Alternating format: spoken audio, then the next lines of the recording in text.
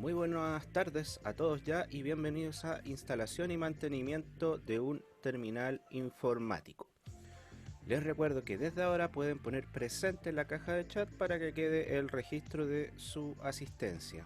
Entonces chicos, les recuerdo poner presente desde ya para que quede el registro de su asistencia. Como siempre también les recuerdo, participen de la clase para que no queden ausentes. ¿Ya?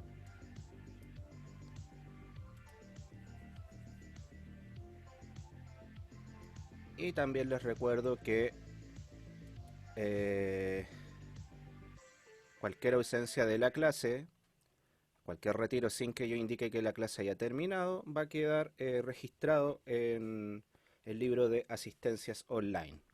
¿Ya?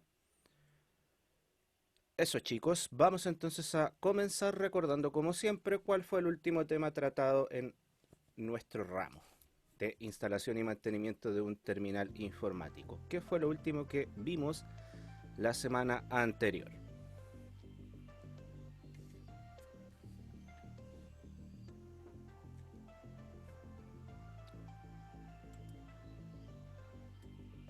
Vimos el criterio para el armado de un computador. Ya, perfecto. Vimos los criterios para armado de computador. ¿Ya? ¿Qué más? Vimos los precios, componentes, que dependía de cada persona para la funcionalidad de su computador, vimos. Perfecto, ¿cierto? O sea que dependía del cliente o del usuario el uso que le quisiera dar a ese computador. ¿Qué más Sí, recordamos de la clase anterior?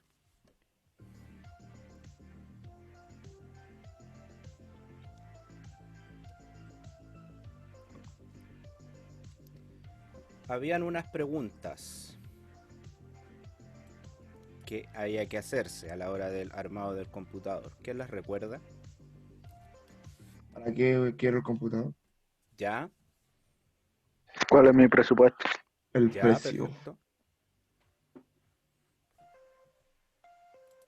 ¿Eran solo dos? Ya me dijeron para qué lo voy a utilizar. Eh, ¿Cuánto es mi presupuesto? ¿Alguna otra pregunta que había que hacerse? Bien, Iván ahí dice, ¿a qué tipo de componentes quiero conectar? Súper. Eh, entonces, chiquillos, habíamos visto los criterios para armar un computador. Como muy bien dijo Alejandro, dentro de esos criterios, ¿cierto? Teníamos que preguntarnos tres cosas esenciales. ¿Para qué quiero el computador? También cuánto es el presupuesto que tengo para armar ese computador. Y qué tipo de componentes quiero conectar a mi computador, que también es esencial. Y aquí le voy a responder la pregunta que me envió Mauricio al correo, que no quise respondérsela inmediatamente por el correo porque quería hacerlo por esta vía. Pongo en contexto a los demás. Iván me preguntó a través del correo,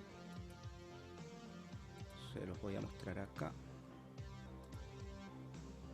Acá. Me preguntaba sobre el número de conectores SATA en una placa madre, define cuántos discos duros voy a poder a poner en una PC. Efectivamente, así es, Iván. La placa madre trae sus conectores SATA predeterminados y en base a eso yo voy a poder definir cuántas unidades de almacenamiento, entiéndase disco de tipo SSD o tipo HDD o unidades ópticas, unidades de CD, lectores de CD, puedo conectar a mi equipo. ¿Ya? La placa madre, insisto, limita o pone la base para las cosas que yo puedo conectar en mi equipo. Ahora, si yo quisiera tener más conectores SATA, existen tarjetas de expansión que me permiten agregar más conectores o más funcionalidades a mi placa madre. Ya, tarjetas de expansión que pueden ir conectadas a las ranuras PCI. ¿Ya? Eso respondiendo su pregunta. Lo otro, chiquillos, el otro temita que habíamos visto era que por ahí un compañero habló sobre las certificaciones 80 Plus. Creo que, si no me equivoco, me envió la información. Lo estoy revisando acá. Benjamín puede ser. Sí, Benjamín Hidalgo me envió la información de la certificación 80 Plus. Después me puse a investigar un poquito más. ¿Qué les puedo contar sobre la certificación 80 Plus? Bueno, antiguamente, hasta el día de hoy también, existe una compañía que se encarga de certificar, digámoslo así, la eficiencia energética de los componentes electrónicos. Esa compañía se llama Energy Star. No sé si alguna vez han visto en algún componente electrónico, perdón, eh, como una etiqueta bien pequeñita que aparece en algunos lados, y aparece una estrellita y dice Energy Star. ¿Alguien la ha visto alguna vez? creo. Generalmente la ponían en televisores, en equipos musicales, ya. Esa empresa, Energy Star, estaba encargada de certificar la eficiencia electrónica de ciertos componentes electrónicos, ¿ya? ¿Y qué es la eficiencia electrónica? Como ustedes ya, bueno, están aprendiendo, deberían saber, dentro de los componentes electrónicos existen distintas cosas que forman resistencia. ¿Ustedes recuerdan o saben qué es la resistencia? En términos de electricidad, claro, para ver si Oposición a estamos la de acuerdo. corriente. La oposición a la corriente, muy bien, ¿ya?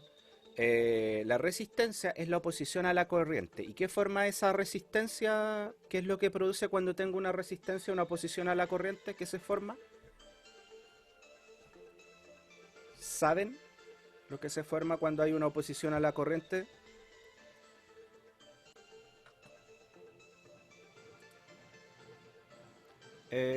No, no es semiconductor. Se produce una reacción. Cuando hay oposición a la corriente, algo está frenando la corriente, ese roce va formando algo. Forma un producto, eh, una especie de transformación de la energía.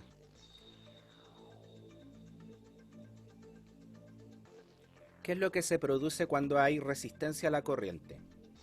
Una disminución de voltaje. Sí, pero se forma un producto de esa situación en que la corriente está siendo resistida, ¿ya?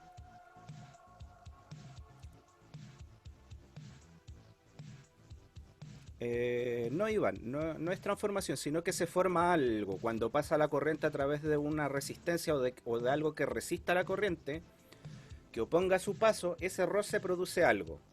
Entre la resistencia, por ahí va, es estática, sí, produce estática, pero lo que Electromagnética. produce calor, ¿ya? Calor. Entre más resistencia haya, más oposición a a la electricidad, el roce de esta fuerza que frena versus la electricidad que va pasando, ese roce va formando calor, ¿ya? Y ese calor es por la pérdida de esa electricidad, ¿ya? Porque está siendo resistida. Al no pasar ese roce, al no dejarla pasar, se transforma en calor, ¿ya? ¿Eh? ¿Sí? ¿Alguien iba a decir algo? ¿Es que podrían haber cortes por eso? Depende. Depende si la resistencia no resiste. Todo ese flujo de corriente puede echarse a perder la resistencia. ¿Ya? Digamos, se quema. Porque no aguanta ese canal, podría pasar. Pero para que me entiendan, en general, esta empresa Energy Star ve la eficiencia de los componentes electrónicos para la oposición de esa, en cuanto a la eficiencia de cómo tratar la energía. No quiero ser tan enredado. Ciertos materiales, por ejemplo el cobre, el oro, la plata, son conductores. Eso ustedes ya a esta altura lo deberían saber, conductores de electricidad, o sea que la electricidad puede viajar a través de ese material. Pero cada uno de estos materiales tiene distinta resistencia. El material en sí trae una resistencia a la electricidad. El mismo conductor ya en sí es una resistencia, ¿ya? Lo que hace Energy Star es ver la eficiencia energética, o sea, cuánta energía pierde pero el componente completo, ¿ya? De ahí Energy Star fue que creó esta certificación llamada 80 Plus. ¿Qué significa esta certificación 80 Plus? Que por lo menos el convertidor, ¿cierto? La fuente de poder, por lo menos utiliza en un 80% de eficiencia la energía que él entrega. O sea que solo se pierde un 20%, a lo menos se pierde a lo más se pierde un 20%, ¿ya? Esa es la certificación 80 Plus, que va avanzando obviamente del 80 hasta el 100, y ahí es donde tenemos las distintas los distintos rangos de esta certificación, que fue la foto que me envió Benjamín, que se las voy a mostrar acá.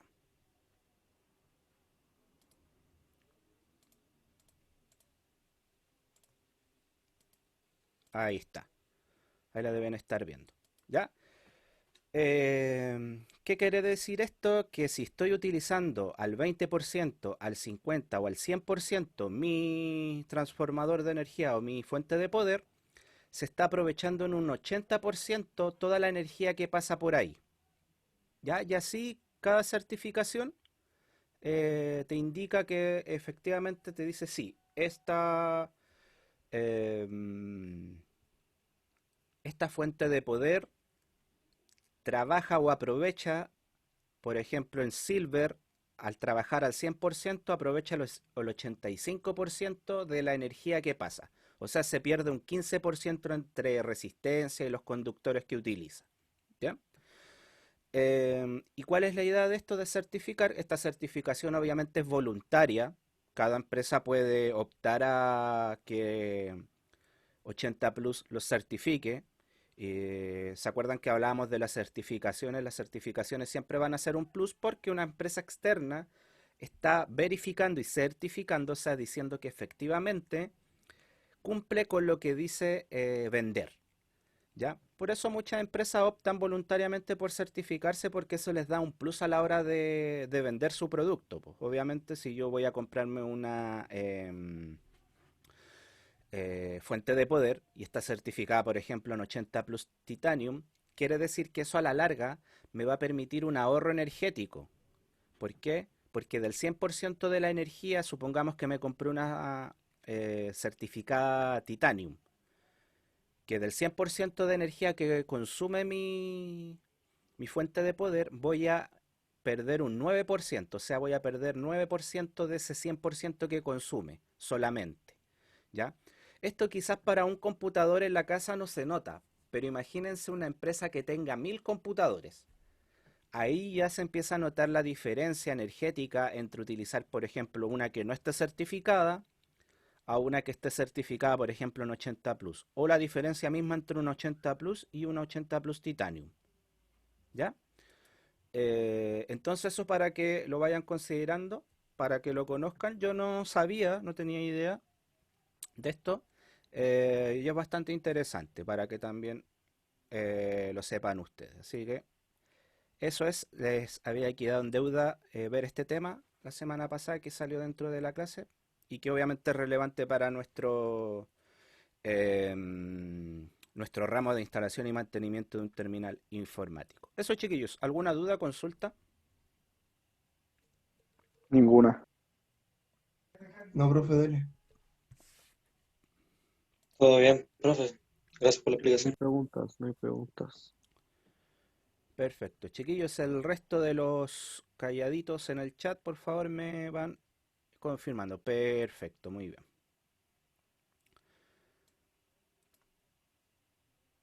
Ya, chiquillos, vamos entonces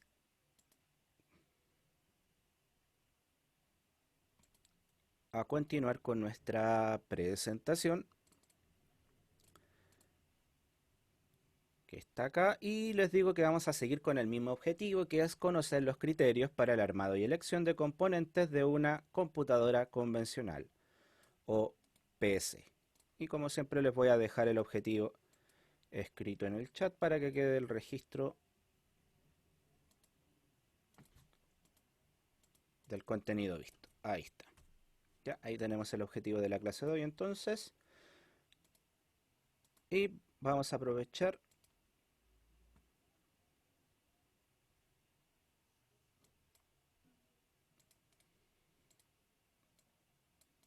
Ya, chiquillos. Entonces, habíamos recordado, bueno, ustedes me habían ayudado a recordar también, que existían tres preguntas que nosotros debíamos hacernos a la hora de armar un computador desde cero. ¿Para qué lo voy a utilizar? ¿A qué tipo de componentes quiero conectarlo? ¿Y cuánto dinero debo gastar? En teoría, ¿cuánto es mi presupuesto total? Que es súper importante, ¿ya? Dentro de esas tres preguntas es que yo siempre les digo, acá en informática generalmente, y generalmente en la vida no existe la respuesta absoluta. Existe la respuesta que satisface las necesidades del cliente o del usuario, ¿ya? Pero dentro de este criterio que nosotros tenemos que ir tomando a la hora de armar este computador, siempre les recomiendo empezar desde la placa madre, ¿ya? Habíamos dicho que la placa madre es la base de donde yo voy a empezar a trabajar porque esta va a definir qué tipo de memoria RAM puedo poner, cuánta memoria RAM puedo poner, cuántos componentes extra podría agregar, qué tipo de procesador puedo también agregar y obviamente tengo que ver los elementos que vienen integrados a la placa madre, como tarjetas de sonido, tarjetas de red, de video, memorias, perdón, entradas USB 3.0, entre otras, ¿ya? Em,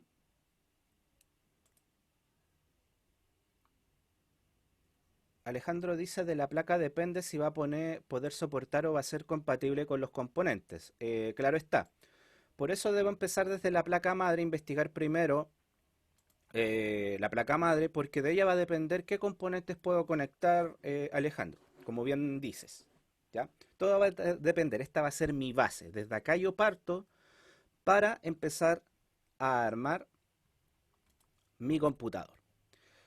Bueno, vimos un poco las consideraciones que obviamente hablábamos recién que era de la compatibilidad que había que tener, que habíamos analizado acá. También habíamos hablado de los buses y de las ranuras de expansión que nos permitían agregar nuevas funcionalidades a esta placa madre. Entonces son cosas que tengo que considerar. Por ejemplo, la pregunta que me envió Iván al correo, eh, suponiendo que quiero poner muchas tarjetas, perdón, unidades de almacenamiento, por ejemplo, HDD o SDD, tendría que considerar también si la placa madre viene con las conexiones SATA óptimas para las conexiones que yo quiero hacer. O si no las trae y no tengo opción de comprar otra, ver la posibilidad de a lo mejor agregar una tarjeta de expansión que me pueda ayudar a agregar más discos duros. Ya son cosas que debo ir considerando. Ya, así que vamos entonces ahora con la parte de la selección del gabinete y los ventiladores. Pero aquí está mal usado el concepto porque está el concepto de ventilación. La ventilación tenemos que diferenciarla de lo que es la extracción, ¿ya? Ventilación es cuando nosotros ingresamos aire, ¿ya?, al sistema. Cuando nosotros introducimos aire, estamos hablando de ventilación. Cuando nosotros sacamos el aire, estamos hablando de extracción o extractores, ¿ya?, de aire, que son, bueno, un pequeño detalle técnico, pero para que lo consideren. ¿Y cuál es la diferencia entre un extractor y un ventilador?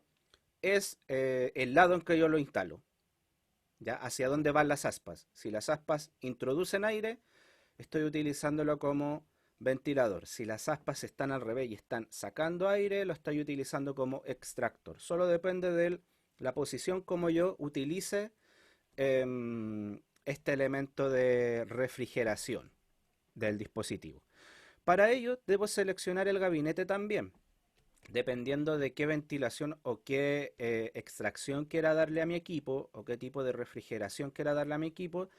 El gabinete es súper importante, ver el tamaño, ver que el gabinete también sea compatible con la placa madre es súper importante, ¿ya? ¿Qué consideraciones ponen acá? Vamos a analizarlas. Dice, la elección de la placa madre y los componentes externos luego influye en la selección del gabinete y la fuente de la alimentación. Lo que les decía, todo parte como base de la placa madre, porque la placa madre va a dar el pie incluso para la selección del gabinete, ¿ya? Gabinete entendiendo el tower como lo conocen muchos, o el tarro, ¿ya? El nombre técnico es el gabinete, entonces usted desde aquí en adelante le va a decir el gabinete, no le va a decir ni el tarro, ni el guate, ni ni el PC, sino que es el gabinete. El PC es el conjunto de todos los elementos que nosotros estamos analizando. Ya el conjunto del gabinete, de la placa madre, del procesador. Cuando todo está conectado y todo está funcionando, con la pantalla, el mouse, sus periféricos, el conjunto es el PC. ¿Ya? El gabinete es solo el esqueleto que nosotros vemos por fuera, donde está aquí el técnico trabajando. Esto es el gabinete, que es su parte exterior, lo que lo recubre. El conjunto de todos los elementos es el PC, ¿ya? Para que ahí el lenguaje técnico lo vayamos utilizando de manera correcta, ¿ya? Entonces, como dice acá, la elección de la placa madre y los componentes externos influyen en la elección del gabinete y la fuente de alimentación, porque también tengo que ver que la fuente de alimentación sea compatible con el gabinete que estoy comprando, ¿ya? Entonces es toda una elección bien pensada. El factor forma de la placa madre debe coincidir con el tipo correcto de gabinete. Pregunta, ¿qué era el factor forma? El diseño. El diseño, ¿cierto? Las características que conforman la estructura del elemento. En este caso nosotros podemos resumirlo como en el diseño de la placa madre, que son sus medidas, sus ciertas características. Entonces ahí dice que el factor forma de la placa madre debe coincidir con el tipo de correcto de gabinete. Entonces no puedo llegar y comprar cualquier gabinete porque sí. Primero tengo que investigar si el gabinete va a ser apto para la placa madre que yo he comprado, ¿ya? Y también tengo que fijarme si el gabinete va a ser apto para la fuente de alimentación que también he considerado. ¿Ya? Entonces ahí ya empiezan a contraponerse ciertas cosas.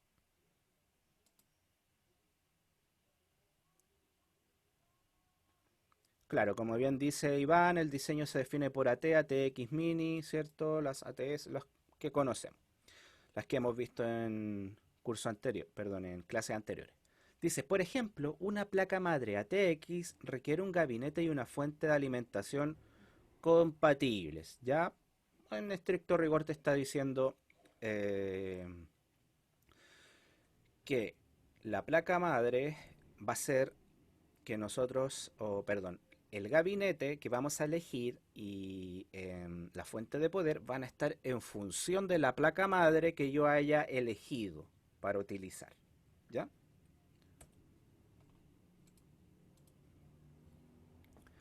Entonces, viéndolo ahora desde las perspectivas que ya tenemos nuestra placa madre, ya tenemos el gabinete, ya tenemos la fuente de poder, es que viene la elección de los ventiladores del gabinete o los extractores, dependiendo de lo que queramos formar en nuestro equipo. Iván dice, a la hora de elegir fuentes de poder, gabinete y placa madre, las tres cosas tienen que ser iguales. Iguales me refiero a ATX, ATX Mini. Si es que en estricto rigor, Iván, por el tema de la compatibilidad del elemento para que nada quede suelto y todo quede ajustado en su lugar, tienen que ser compatibles las tres entre sí, si no vas a tener problemas para, por ejemplo, instalar algún nuevo componente, no te va a dar el espacio o algo te va a quedar suelto y eso no es una buena práctica, tiene que quedar todo ajustado en su lugar para que funcione correctamente. Dice, factores. Tamaño del gabinete. ¿Qué debo tener en cuenta? Dice, los gabinetes de mayor tamaño suelen requerir ventiladores más grandes, debido a que los pequeños no generan el flujo de aire necesario. Entonces, si yo me quiero comprar un tarro gigante, un gabinete grande, gigante, debo considerar que no puedo poner extractores o ventiladores muy pequeños porque no, en verdad no van a hacer ningún uso o no van a generar ningún beneficio a mantener refrigerado correctamente mi equipo, ¿ya? Por ende es que necesito ventiladores más grandes para que se forme ese flujo de manera correcta y logre esa corriente de aire que permita quitar el aire caliente y mantener fresco el equipo. Recordemos que los equipos deben trabajar a una temperatura ideal que siempre te la entrega el mismo fabricante. eh, por eso es importante revisar las características de los componentes que yo compro, porque ahí te dicen cuál es la temperatura ideal a la cual trabaja cada componente. Y la idea es mantener al equipo trabajando en esa temperatura ideal para poder sacarle el máximo provecho, Ya, esa es la idea. Velocidad del ventilador, dice. Los ventiladores más grandes pueden girar a menor velocidad que los más pequeños, lo que disminuye el ruido del ventilador. Y esto es importante a la hora de definir, por ejemplo, dónde voy a utilizar el computador. Supongamos que lo quiero utilizar en un lugar donde necesito silencio, donde necesito que haya mucha tranquilidad y paz, por ejemplo, una biblioteca. ¿Ya? Generalmente en las bibliotecas vamos a encontrar que los equipos puede que en su mayoría estén utilizando, si están utilizando estos gabinetes, van a trabajar con ventiladores más grandes para no generar tanto ruido, ¿ya? Eh, en cambio los extractores de ventiladores más pequeños son más ruidosos, ya obviamente por sus revoluciones, al ser dar más vueltas, eso genera más ruido. Y eso obviamente cuando tengo a lo mejor un computador no se nota, pero cuando tengo 20 o 30 el ruido se va complementando entre sí y va apareciendo como que es un ruido más fuerte. ¿Ya? Son consideraciones que debo tener. Dice cantidad de componentes.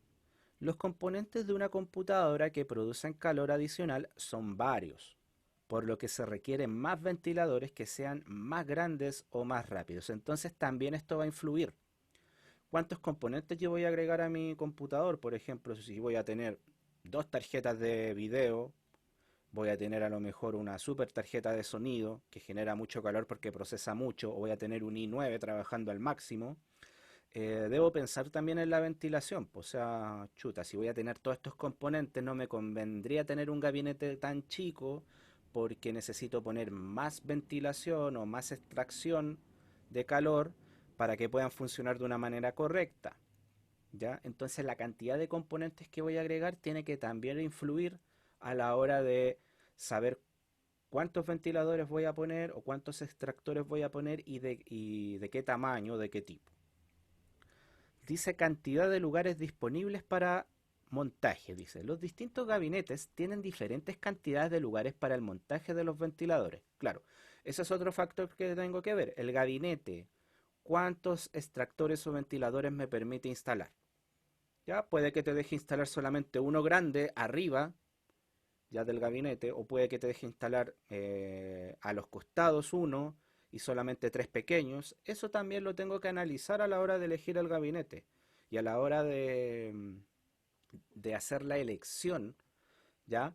Tomando en cuenta todos esos factores que hemos estado viendo. Entonces, si se dan cuenta, ya elegir un computador no era tan simple como creíamos al comienzo de que, ya voy a comprar la RAM más cara, el procesador más caro, el gabinete más grande. No, porque es un conjunto de cosas que se tienen que ir analizando y se tienen que ir complementando, ¿ya? Dice, ubicación de los lugares disponibles para el montaje. Los distintos gabinetes tienen ubicaciones diferentes donde se pueden instalar los ventiladores. Claro, porque cada gabinete tiene un factor forma que te lo da el fabricante, ¿ya? Y ese factor forma puede tener, por ejemplo, los ventiladores al frente del gabinete o atrás del gabinete o a los costados o arriba o incluso en algunos abajo, ¿ya? Por eso, ese es un factor que también debo considerar. ¿A qué lado están puestos los espacios para agregar los ventiladores y extractores? Y el último factor tenemos conexiones eléctricas. Dice, algunos ventiladores de gabinete se conectan directamente a la placa madre. Ya, o sea, se alimentan, tienen alimentación desde la placa madre al extractor. ¿Ya? Mientras que otros se conectan de forma directa a la fuente de alimentación. ¿Ya? Y esas son cosas que debo considerar también. Si el extractor o ventilador que voy a comprar se va a alimentar directamente de la placa madre, porque eso en que incurriría en que voy a gastar un espacio de alimentación que podría utilizarlo en otro componente, ¿ya? O si voy a utilizar parte o alguna fuente de alimentación que me lo entrega el mismo transformador o la misma fuente de alimentación. ¿Ya? Son factores que yo debo analizar y si se van dando cuenta ya no era tan llegar y comprar un computador porque sí, sino que son cosas que tengo que entrar ya a analizar y a comparar para poder hacer una elección correcta. ¿Ya? No es algo tan simple de hacer. ¿Dudas y preguntas, chicos? Consultas, duda, consulta, pregunta. Aporte Profe, también. Yo he visto un bidón de gasolina. ¿Ya? Entonces el factor forma da igual, pues no. Usted vio un... A ver, es que repítame, es que no lo entiendo. Se me Profe, corta. lo que la Maro se refiere es que vio como un gabinete que era un bidón de gasolina, que un loco lo Exacto. modificó por hacerlo bien. Ah, pero usted se respondió solo, po. Una persona modificó un balón de gasolina para adaptarlo como un gabinete, pero esas son modificaciones entretenidas que se hacen como para llamar la atención y que vean tus videos en YouTube. Yo lo que estoy hablando acá es un tema profesional de armado de gabinete, lo cual no quita que a lo mejor ese gabinete funcione. Puede funcionar, tú puedes armar uno hasta con madera, ¿ya? ¿Es lo óptimo? No es lo óptimo. Ya es entretenido a lo mejor para un video, llama la atención, puede funcionar, claro está, pero recuerda que el curso habla de aspectos profesionales. Nosotros estamos hablando desde una mirada profesional, no de entretenimiento. Desde el entretenimiento, si tú me preguntas, ¿funciona? Va a funcionar. Tú puedes hacer hasta con una caja de cartón un gabinete y te va a funcionar. ¿Es lo óptimo? No, pues imagínate le cae agua o cualquier cosa. ¿Ya? Eso. Y Iván dice, uno con este conocimiento se ahorraría plata a la hora de comprar un PC. Si es así, ¿cuánto se le ahorró más o menos? Iván, insisto, yo no te puedo dar números concretos de cuánto vas a ahorrar. O sí, Iván, vas a ahorrar 495.325 pesos. No. Ahora, sí, a la primera pregunta, ¿con este conocimiento se ahorraría plata a la hora de comprar un PC? Claro que sí vas a ahorrar plata porque ya no vas a hacer una elección em, porque sí, ya vas a hacer una elección que se va a ajustar a lo que tú necesitas. Entonces ya no vas a comprar algo excesivamente o dar un precio de más por algo que no vas a lo mejor sacarle el provecho necesario, ¿ya? Muchas veces pasa eso que la gente cuando no sabe compra cosas que nunca le va a sacar el provecho que ese producto ofrece y es plata perdida. Por ejemplo, hay gente, no sé, que se compra, mira, te voy a dar un ejemplo con automóvil. Hay gente que se compra Jeeps para andar en la ciudad, ¿ya? Jeep entendamos estas camionetas como para subir cerro, meterse al barro, 4x4 ya. Eso en una ciudad no te sirve. De hecho, el Jeep consume mucha benzina porque por el mismo hecho de que necesita fuerza para mover el auto para que no se quede trabado en los cerros ni en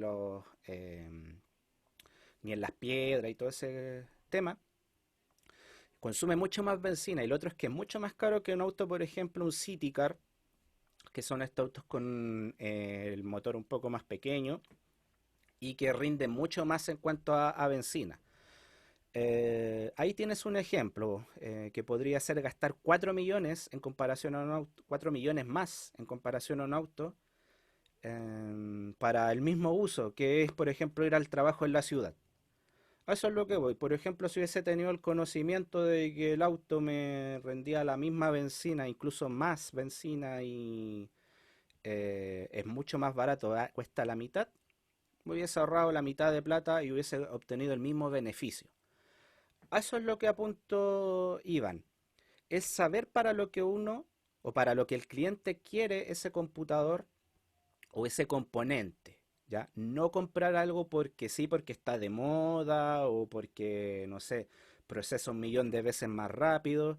Que en estricto rigor, si yo no le voy a sacar ese provecho, va a ser plata perdida. Plata perdida, a comparación a lo mejor que si compras efectivamente algo más barato, que sí le vas a sacar el máximo provecho a eso. Para allá apunta la cosa, Iván. E insisto, yo no te puedo decir cuánta plata vas a ahorrar, eso es imposible porque es muy variable los gustos de cada quien. Alejandro dice, armar un PC es más barato que comprar uno prehecho claramente porque los que están hechos, ¿qué te venden? Te venden la mano de obra y el sistema operativo. Por eso es más caro comprarlo hecho que armarlo tú mismo, ¿ya? La mano de obra que te cobran igual es bastante cara.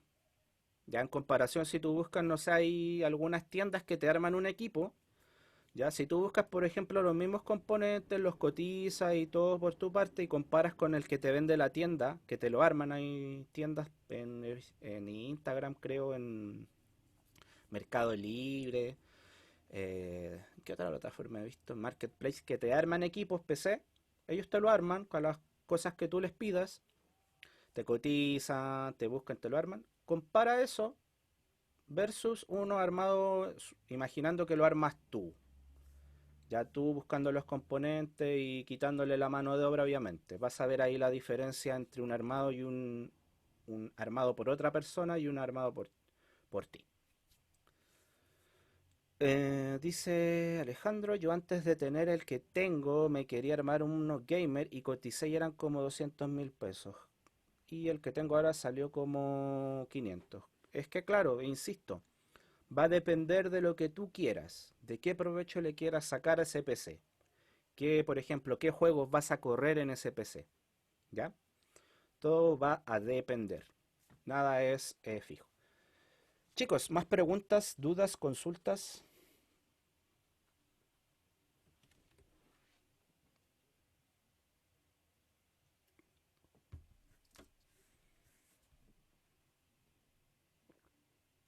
No, profe. Ya. Chicos, el resto, por favor. Necesito que vayan participando en la clase también.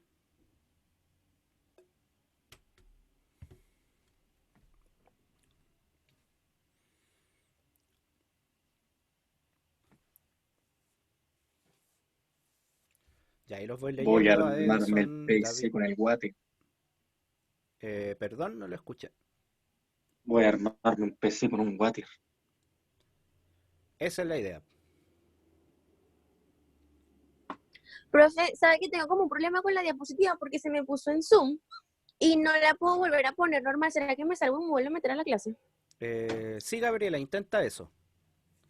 Amaro pregunta, ¿usted, profe, laptop o PC? Yo por temas prácticos tengo laptop, ¿ya? Quiero armarme un PC como para dejarlo fijo en la casa, para trabajar y el laptop como para moverme por temas prácticos, pero por el momento laptop.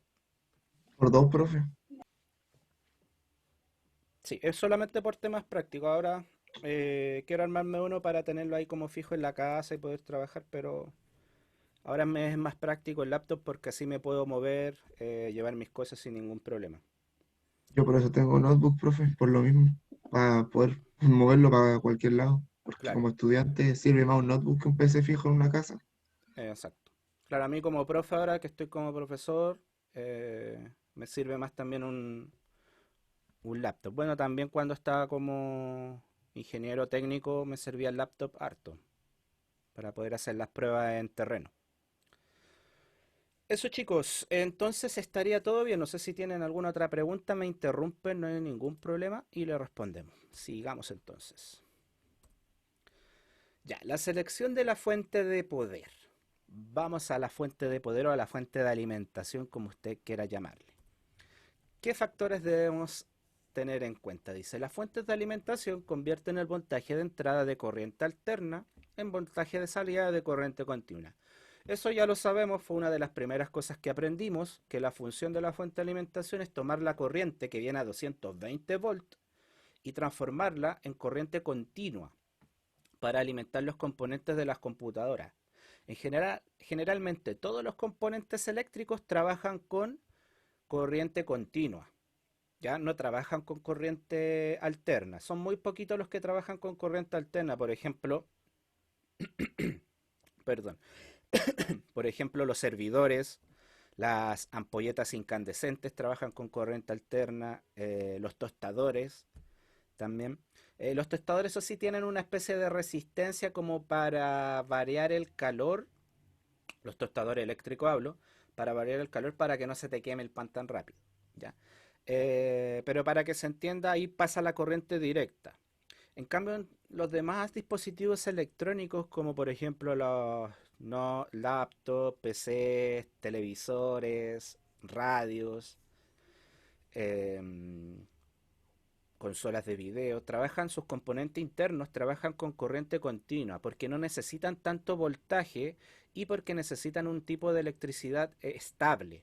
Recuerden que la corriente alterna es inestable porque sus polos varían entre positivo y negativo, ¿ya? En cambio, la corriente continua siempre se mantiene moviéndose en un mismo sentido de positivo a negativo o al revés de negativo a positivo, se mantienen en el mismo flujo.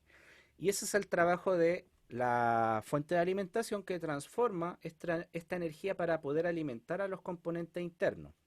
Como dice en el segundo punto, dice la fuente de alimentación suelen proporcionar voltajes de 3.3 volts, de 5 volts y de 12 volts. En polaridades podemos encontrar positivas y polaridades negativas. Y también tiene conexiones a tierra, que se conoce como la conexión de 0 volts, que es donde se descarga esta energía remanente que queda de repente que no llega a puerto, queda dando vueltas, se va por esta conexión a tierra. Se van estas energías que quedan sueltas, digamos, para, de una manera coloquial.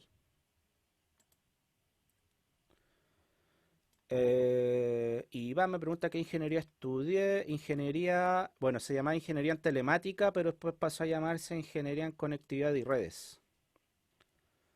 Ya, ahí Alejandro le da un tip a la Maro. Ya. La fuente de alimentación debe proporcionar suficiente alimentación a los componentes que se encuentran instalados, además de permitir que se agreguen otros componentes más adelante. Y aquí entra un poquito el concepto de escalabilidad, ¿ya? O sea, que nuestra fuente de poder esté preparada a lo mejor para quizás en el futuro agregar nuevos componentes sin tener que cambiar la fuente de poder o sin tener que invertir en una nueva fuente de poder, ¿ya? Como dice aquí, si elige una fuente de alimentación que solo suministra alimentación a los componentes actuales, es posible que deba reemplazarla, cuando se actualicen otros componentes. Entonces, para ello debo fijarme siempre en los watts que consume o los watts que puede entregar. El watts es la energía o el consumo de energía que entrega el wattaje que puede entregar o que puede alimentar tu fuente de alimentación. Por ejemplo, para un PC gamer, más o menos bueno para jugar juegos actuales, para que me entiendan más o menos el estándar, con una fuente de poder de 850 watts, andaría bien y podría aguantar unos añitos más. Para un PC común, 450 watts, también tenemos de 650 watts, ¿ya? Ahí tengo que ver a medida de mi bolsillo también, ¿ya? Que es otro tema importante. Entonces, elección de una fuente de alimentación. Vamos viendo los factores y qué debo tener en cuenta. Dice tipo de placa madre. ¿Qué debo tener en cuenta con el tipo de placa madre? Dice, la fuente de alimentación debe ser compatible con la placa madre. Obvio, ¿ya? Obviamente eso ya lo hemos analizado muchas veces. Voltaje debe ser voltaje requerido. Agregue el bataje. El bataje se refiere a lo que les decía, el wattaje, ¿ya? Al wattaje, que lo conocemos. El bataje es la cantidad que puede alimentar. Agrega el bataje de cada componente. Si en algún componente no se especifica el bataje, calcúlelo multiplicando el voltaje por el amperaje. Si el componente requiere distintos niveles de bataje, utilice el máximo requerido. Entonces, ¿eso a qué se refiere? Por ejemplo, tengo que empezar a ver ya cuánto bataje o cuánto wattaje ocupa el procesador. Y ahí tú vas sumando. Ocupa 30 de bataje. Las RAM, ¿cuánto ocupan todas las RAM ocupadas? 100 de bataje. Ahí ya llevo 160. ¿Cuánto ocupa la tarjeta de video que instalé? 100 de bataje, ¿ya? Y ahí voy sumando y voy viendo si la fuente de poder cumple con los batajes que va a consumir todos los componentes que yo agregué. Y como te dice acá, te da un tip. Si no lo trae, tienes que calcular el voltaje con el que trabaja por el amperaje. Y eso siempre viene en las especificaciones del componente que yo compro, ¿ya? Como les decía, más o menos con 850 yo creo que actualmente te andaría bien una fuente de poder 850 watts. Andaría súper bien para los requerimientos actuales, poniendo como estándar máximo siempre que son los PC gamer, que son los que consumen más recursos, o los PCs que están destinados para la edición de videos o la edición de fotografías, que son los PCs que ocupan más recursos, no tomando en cuenta, por ejemplo, los que trabajan en exploración espacial o en la NASA, ya que estamos hablando ahí a otro nivel, nivel Dios. Luego tenemos cantidad de componentes. Dice, asegúrese de que la fuente de alimentación proporcione el bataje suficiente para admitir la cantidad y los tipos de componentes más otro 25% como mínimo. O sea, siempre tengo que dejar un 25% extra sin ocupar. ¿Por qué? Para tener cuidado de que el equipo no se me apague de la nada. Muchas personas, me ha pasado el caso, de que llegan, oh, mi equipo de la nada empezó a reiniciarse o a apagarse. Estoy a la mitad de un trabajo y se me apaga. Y uno empieza a indagar y claro, es porque empezaron a agregarles componentes, agregar más cosas y mantuvieron siempre la misma fuente de alimentación. ¿Qué pasa? La fuente de alimentación no da abasto para alimentar todos los componentes que agregó, ¿ya? Y eso obviamente que infiere en que el equipo se va a negro, pues, o sea, se apaga o se te reinicia de la nada, ¿ya? Y generalmente, ¿cuál es el problema? La fuente de poder, que no está dando abasto para alimentar todos los componentes, ¿ya? Profe, ¿Sí? esto también se podría dar por un problema de sobrecalentamiento, ¿cierto? También entre muchos factores. Por eso te digo, cuando uno empieza a indagar, te das cuenta que el principal factor, o me he dado cuenta que el factor que estaba provocando eso era la cantidad de componentes que tenía. O sea, la fuente de alimentación no estaba dando abasto para alimentar todos los componentes, ¿ya? Recuerda que existen muchos factores, por eso nosotros tenemos que indagar, hacer preguntas, ir probando para ver cuál es la causa de lo que está provocando la falla. Es lo mismo que un médico. Un médico para encontrar qué es lo que te está quejando, muchas veces tiene que mandar a hacerte exámenes, hacerte pruebas, ¿cierto? Tiene que verte, analizarte y de ahí recién, cuando él ya más o menos tiene una hipótesis de lo que te pasa, puede aplicarnos una operación o un remedio. Acá, chiquillo, exactamente lo mismo, solamente cambia que no estamos trabajando con personas, estamos trabajando con equipo. ¿Ya? Tenemos la ventaja de que si no- se nos quema un equipo, bueno, se echó a perder algo material. En cambio, el médico, eh, sabemos que si se equivoca o tiene un error, se le muere el paciente. Ya un poquito más grave, pero a nosotros por lo menos podemos equivocarnos. Tendríamos que pagar el equipo solamente, perderíamos plata. Profe, Y el tipo de gabinete también dice, perdón, el tipo de componentes, sí, esto ya lo habíamos hablado. Bueno, dice, asegúrese de que la fuente de alimentación proporcione los tipos correctos de conectores de fuente. O sea, tengo que también fijarme de que el gabinete traiga los conectores correctos para darle la alimentación a los dispositivos que yo voy a conectar, ¿ya? Es algo un poquito obvio, pero ahí se recalca también, que es otra cosa que debo ver. El tipo de gabinete, dice, asegúrese de que la fuente de alimentación pueda montarse en el gabinete deseado, ¿ya? O sea, tengo que fijarme que el gabinete quepa, perdón, la fuente de alimentación quepa en el gabinete.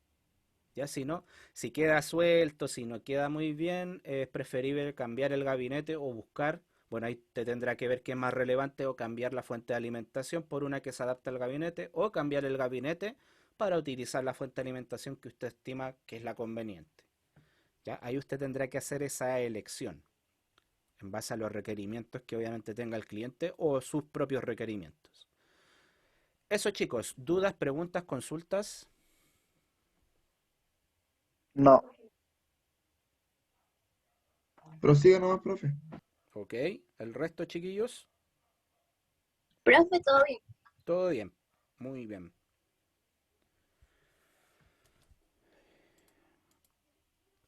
Estuvo bien, aunque se me desconecta de repente, pero no importa. Ya. Bueno, la cosa es que trate de reconectarse nomás cuando pase eso, pero... Ya, chicos, perfecto. Sigamos entonces y vamos a terminar con este punto porque después quiero explicarle el tema de la guía y de la evaluación, ¿ya? Entonces... entonces, que ya les tengo listas las guías, se las voy a estar enviando terminando la clase. Entonces terminamos con esto y vamos a ese tema. Ya chicos, vamos entonces ahora a la selección del sistema de refrigeración de la CPU y la misma CPU. ¿Ya? Bueno, dice, antes de comprar una CPU, asegúrese de que sea compatible con la placa madre existente. ¿Ya? Porque existen distintos tipos de socket, ¿ya? Que obviamente tienen compatibilidad con ciertos procesadores también. No puedo llegar y comprar cualquier procesador porque sí, sino que tengo que ver que sea compatible con el socket que yo voy a estar utilizando. También tengo que ver si mi socket es de tipo LGA, ¿cierto? O PGA, que ya lo habíamos analizado en clases anteriores. Dice, un buen recurso para investigar la compatibilidad entre la CPU y otros dispositivos son las páginas web del fabricante. Y eso siempre se los voy a recomendar, chiquillos, que vayan a la página web del fabricante de la placa madre.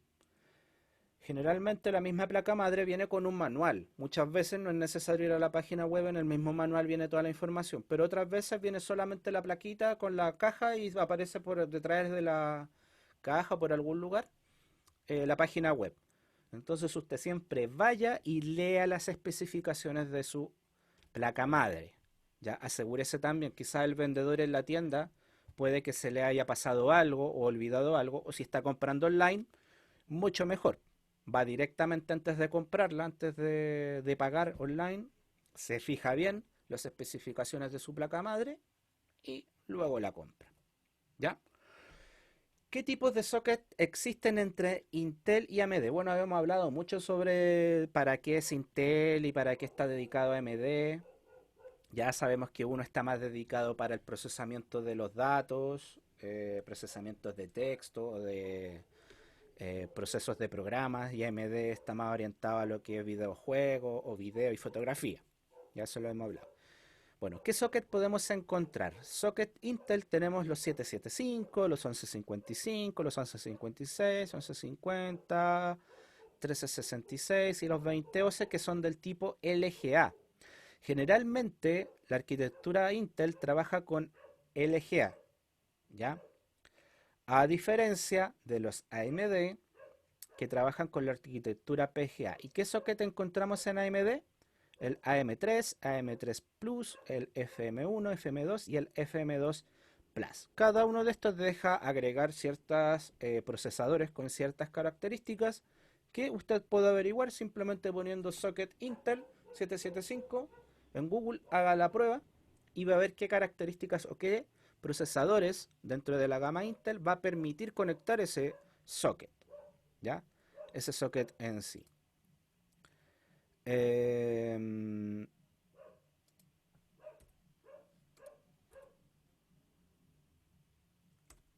Entonces tenemos los LGA generalmente para Intel y los AMD con PGA trabajan generalmente, y acá están los sockets. Y como les digo, hagan el ejercicio de probar ahí qué procesadores aceptan, no sé, el AM3, el socket AM3. ¿Ya? Y ahí pueden ver. Ahora vamos a la elección de un sistema de refrigeración de la CPU. ¿Qué factores tenemos? El tipo de socket dice tener en cuenta el tipo de disipador térmico o de ventilador deben coincidir con el tipo de socket de la placa madre. Ojo ahí, chiquillos, que el tipo de socket dice ahí, el tipo de disipador térmico de ventilador debe coincidir con el tipo de socket. Tampoco puedo comprar cualquier extractor o disipador de calor para cualquier placa madre porque no son estándar. Como aquí te dicen, tener en cuenta que debe coincidir con el tipo de socket, para que tengan ojo ahí. Ya tengo que ver que el disipador térmico o el extractor de calor del procesador sea compatible con el socket. Ojo con eso. Especificaciones físicas de la placa madre. Factor que debo tener en cuenta: el disipador térmico o el ventilador no deben interferir con ninguno de los componentes conectados a la placa madre. ¿A qué se refiere esto? Que ojalá el disipador o el extractor no interfiera, por ejemplo, o no moleste en la conexión de los demás dispositivos, sino que quede bien asentado y que quede en un espacio en el cual no moleste a los demás dispositivos que están conectados. ¿ya? Y que quepa, obviamente. A eso se refiere con las especificaciones físicas de la placa madre. Por eso debo hacer una investigación previa y no llegar y comprar cualquier disipador porque se me ocurrió, o porque me recomendaron, o porque a un amigo le funcionó. No. Tamaño del gabinete también dice. El disipador térmico o el ventilador deben caber en el gabinete. Es un poco obvio, pero debo tenerlo en cuenta. Y el entorno físico. El disipador térmico o ventilador deben dispersar el calor suficiente para mantener refrigerada la CPU en ambientes calurosos, ¿ya? O sea, el disipador tiene que tener la capacidad de mantener fresca la CPU o de mantenerla más que fresca en una temperatura aceptable, incluso, como dice ahí, en ambientes calurosos, ¿ya? O sea, tiene que tener esa capacidad de enfriamiento porque sabemos que el procesador es el núcleo de nuestro PC, ¿ya? Del componente PC. Es ahí donde llega, es la raíz de todo, es donde se procesa todo. Entonces, por ende, el calor que genera es mucho, ¿ya? Incluso no sé si han visto por ahí un video en YouTube donde un tipo se pone a freír un pedacito de carne en un CPU a su máxima capacidad, sin disipador. El tipo fríe un pedacito de carne en la CPU. ¿Por qué? Porque genera mucho calor. Ya, por eso es súper importante mantenerlo en la temperatura óptima para poder sacar el máximo beneficio que me va a entregar ese procesador.